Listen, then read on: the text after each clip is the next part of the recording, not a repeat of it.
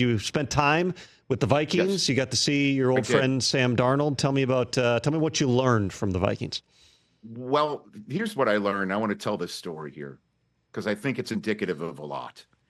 And I will say, just as the headline, that the Vikings are for real. This isn't a fluke. This is actually the product of a terrific coaching staff in place, of a terrific front office that has placed very high IQ players in the hands of a very high IQ coach who can have a very intricate system. And it's on both sides of the ball as well, I might add. Very intricate systems that they are very good at simplifying for their players with multiple options based on looks that they see in front of them. And that because it's simplified in such a way, it allows these players to play faster and freer. That's the headline. I got that out of meeting with Kevin O'Connell today and Sam Darnold, John Grenard, and we also met with Justin Jefferson. And my favorite story that kind of illustrates all of this is I asked Kevin O'Connell for his favorite Justin Jefferson story. And he said that when he was introduced as the new HC of Minnesota a few years ago, coming from the staff of the Rams after they had just won the Super Bowl, he finishes his introductory press conference. He steps off the podium and he steps into a hallway where he's greeted by a member of the Vikings staff holding a phone, and on it is somebody who FaceTimed in, and it was Justin Jefferson. He said Justin Jefferson's first question of him when he became new head coach was, why is Cooper Kupp wide open so often? That's what he asked him. And he goes, well, the reason why is because he plays the Z, he plays the X, he plays the Y. We put him all over the field.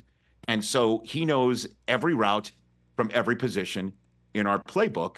And so we're able to scheme him in that manner. To which Kevin O'Connell said, Justin Jefferson replied, that sounds hard. And the coach said, yeah, it is.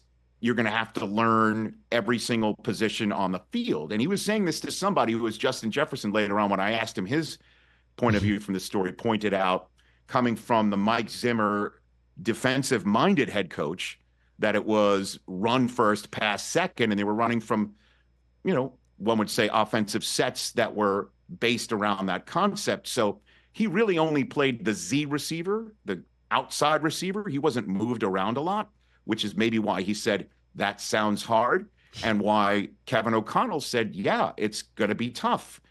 Do you want to do it? And his answer was yes. And who Justin Jefferson is right now is a guy who knows every single position on the field and the playbook from it.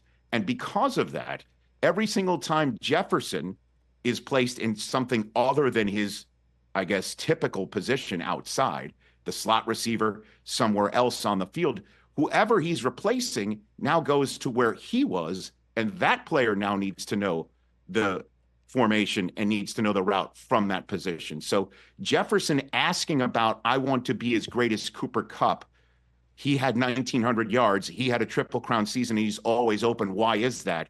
Because he accepted that challenge. Now everybody else in the receiver room has to accept that challenge, and everybody does what Jefferson is doing in the playbook.